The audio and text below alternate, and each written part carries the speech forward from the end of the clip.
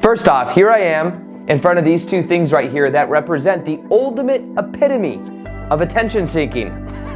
But nonetheless, I want to share with you what I've learned through the process of creating daily videos on YouTube, being driven, one, by wanting to help people, but two, a deep level of feeling empty and in a way unworthy and not validated. And one of the ways I went about validating myself was by getting attention and helping people in the hopes that then I could finally be worthy and feel valuable and feel validated.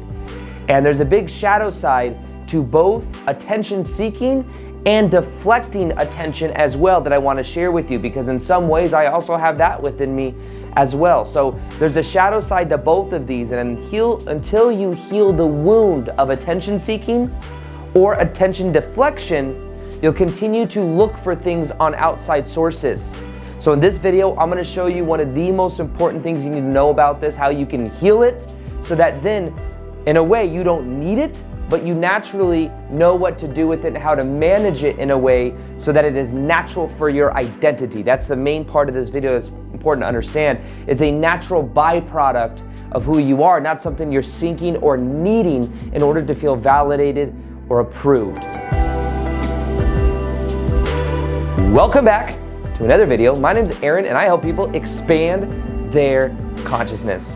Now, in this video, I want to share with you more about the vibration of attention seeking and attention deflection, and understanding that these two sides of the coin are based in fear and many times come from a childhood trauma or a childhood wound of not feeling worthy, whole, and complete. And when I look at my own life and in a way the success that has come from it, I think that in many ways attention seeking for me has actually served me, because it's like when I started making daily videos on YouTube, first off, I started making videos, and first I started making videos on like personal development, and then eventually I made law of attraction videos. Those started to get a certain level of views, and then I made a couple of videos that went viral, and I was working a 9-to-5 job at the time, and then my channel started to explode. And then it became this interesting race of getting more attention at the expense of sometimes my own authenticity. And you see this, by the way, in pop culture or on YouTube in general. Many of you maybe have heard of the Logan Paul thing, the Logan Paul and the Forest thing. Well, when that happened, it was attention seeking that went to a level that preceded somebody's morals or even social intelligence to understand that something was, not right or wrong. Because it's almost like the drive for attention can override different filters that would say, no, normally this isn't cool. Look at the David Dobrik thing. David Dobrik right now, who I used to watch all the time. David Dobrik pushed it to a level to get attention and to get views and vlogs, to a level to where one of his friends got injured and almost lost his eye, and other people have been harmed. Well, the shadow side of this is that it becomes literally like a drug that you keep needing more and more and more in order to feel validated, worthy, or on top of it. There's almost like a fear that I'm not going to be as big, or I'm not going to continue to, have a certain quality unless I do that. For me, I remember that it was like I was making videos because I was passionate about it, and then it moved into making videos for views. What's going to get views? And when I would focus on that, the results didn't come as good because it wasn't as authentic. And then what also happened is I would put out videos that would, in a way, have people view me in a certain way. And yes, I'm pretty vulnerable in a lot of my videos, and I share the same stories over and over again just to, because it's something I think is relatable, and, it's in a way, it's my way of getting out there and trying to connect with people, because I think sometimes I don't feel that own connection within myself. I feel like I'm looking at reality and I'm looking, it looks like, by the way, I have everything figured out. Some people think I'm actually enlightened. They look at my YouTube videos and they're like, oh, Aaron's enlightened. I'm not enlightened. I still have waves and peaks and valleys. There's times I feel great and there's times I feel not so great. No matter how many YouTube videos you've seen of me, I don't have it all figured out. But at the same time, I've learned a lot through the process of visualizing for months this gold play button. That was a goal of mine. And I thought that when I got it, I would feel some sense of worthiness or wholeness. I'm literally searching for wholeness through attention seeking, through attention. Now, why is that? It's because when I was a kid, when I was a couple years old, the attention shifted from me to my little brother. I was 3 years old when my brother was born. My brother had all these health issues. My mom's attention went from me to him. Then I felt alone. I felt like there was something wrong with me. I have a great mom, by the way. She's doing the best she could with where she was. My brother needed more attention, but that's just how I felt. I felt alone. I felt unworthy. The attention shifted. Why did the attention shift? There's something wrong with me. That was the belief, and that was the childhood wound. And the interesting thing is that childhood wound never went away. And even after I was making daily videos on YouTube, I was using that in a way to become successful. In a way, it served me. It served me to become successful. But at the same time, it's rooted in a shadow and a belief that I'm not worthy for just being me. And many people that crave attention, what they're craving is they're craving validation. They're craving their mom or their dad to tell you, hey bud, you got this. It's okay. I see you. I love you. You're so special. And as a kid, that's something that you want to hear. And if you don't hear it when you're a kid, you will search for it in external validation in life. And you'll give a shit what people think. Let me tell you that. My drive to be successful on YouTube also is having me protect this little self-image that I have of how I want people to perceive me. Once I let go of that self-image and once I let go of that goal, that's when I started not caring so much what people think. Then I started being more polarizing. And I started being more authentic. And that authenticity is something that feels good. It is natural for me to make videos like this where I'm feeling authentic like this. But if I'm trying to put a certain filter around me and I want you to perceive of me in a certain way, then guess what? It's not as natural. It requires more energy. So that the balance to this, I think, is being aware of where your motivation is. And the way that I healed that is I had to go and I had to, in a way, feel the abandonment and feel the aloneness that I felt when I was a kid and let it be there, not try to control it. And at the same time, in a way, rearranged the way that I thought about myself. And even think about that. In Buddhist scripture, different scriptures, who is the self? I need self-esteem. Who is the self that needs the esteem? There's two different people here. All there really is source intelligence, God, the universe, whatever you want to call it. It's manifesting itself through billions of different people on the planet. Everything is source energy.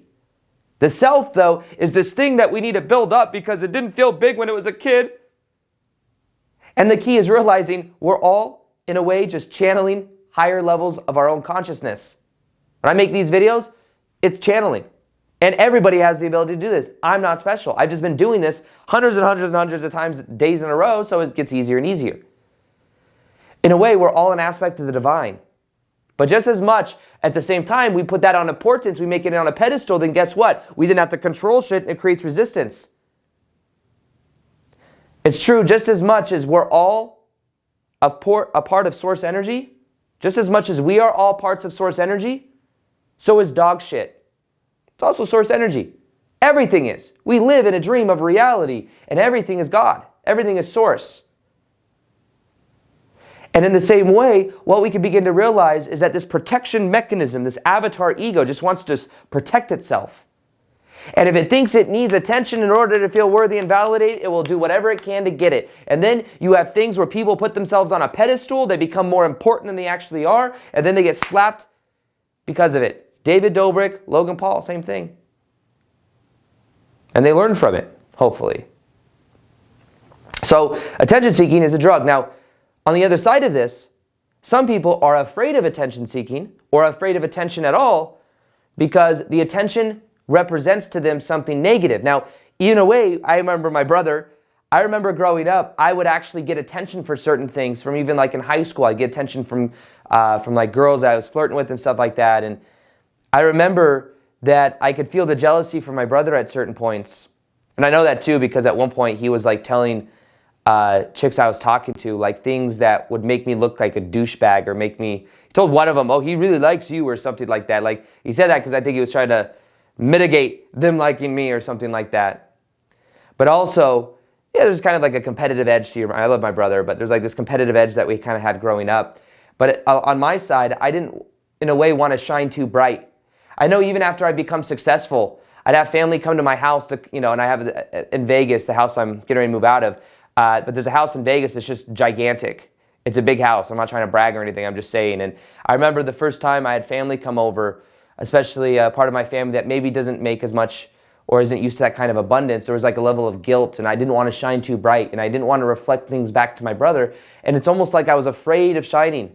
I was afraid of shining my light. Or even when I first got on YouTube, I started doing what I love. I remember even the house before that house, it wasn't a crazy house, but I remember he came over and I was like trying to like pretend like I had roommates because I didn't want him to know how successful that I had this like 4-bedroom house that like with a pool, and I was doing it all by myself back when I was like, probably second year on YouTube.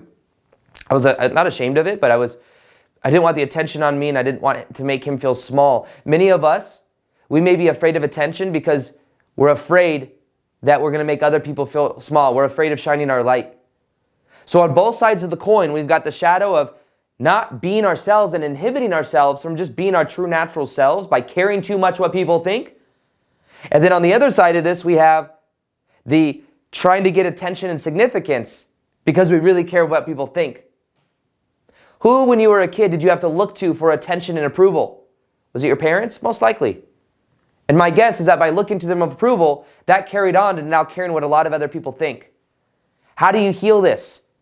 You pay more attention to how you feel about you. And you realize, in a way, this is just a dream of reality. We're all divine spiritual beings dreaming that this is who we are. There really is no self. The self is this illusion. Self-esteem is an illusion. If you can more so go with the flow and let go of outcome, you can then be yourself more unapologetically. But also realize the middle way. It is not needing significance and validation. You give yourself that significance and validation. Who's the self you give it to, though? That's where you get kind of trippy. But it's feeling into the moment. And then on the other side of that, not being afraid of deflecting attention because you're afraid of shining too bright. You're afraid that then you'll become a threat. Then you'll get, all this attention maybe you don't want. It's the middle way, expressing yourself, being authentic, and realizing that when it comes to this whole process of attention seeking, it's rooted in a childhood wound of wanting attention and validation, but you can give that attention and validation to yourself. You can love yourself. The trippy thing, I'm figuring this out as we go too, because loving the self, who is the self that's going to love? There is no self. We are all divine spiritual beings. Self-love is in a way a form of self-narcissism. Maybe a healthy form of self-narcissism. Self-esteem is healthy self-narcissism. Because it's like building up the self, which is the ego. Interesting thing, I'll as I go through learning about this process, I'll let you guys know more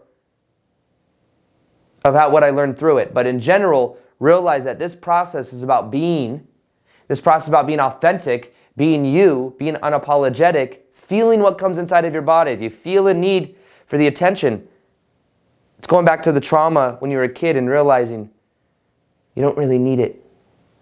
You could be present and you could feel the self-validation. You can validate yourself. But it's still confusing because the self is an illusion. So I got some more research to do. I'm going to get back on another video with you guys. Okay, I will learn more about this. Now, also, there's a video I did recently on the shadow of having siblings, which is also a lot of times connected to the attention. You can check that out by clicking the link below. It's not a meditation. It's a video on the shadow of having siblings. Check that out. Also, there's a meditation for raising your dominant vibration permanently. It's one of the most powerful meditations on the channel. Click it below. Listen to it for 21 days. Let's all commit to this meditation. Comment, I'm in if you're in. We'll do it together. It grows the group dynamic. And I'm excited for that. So with that being said, I hope you enjoyed this video. And as always, peace, much love, and namaste.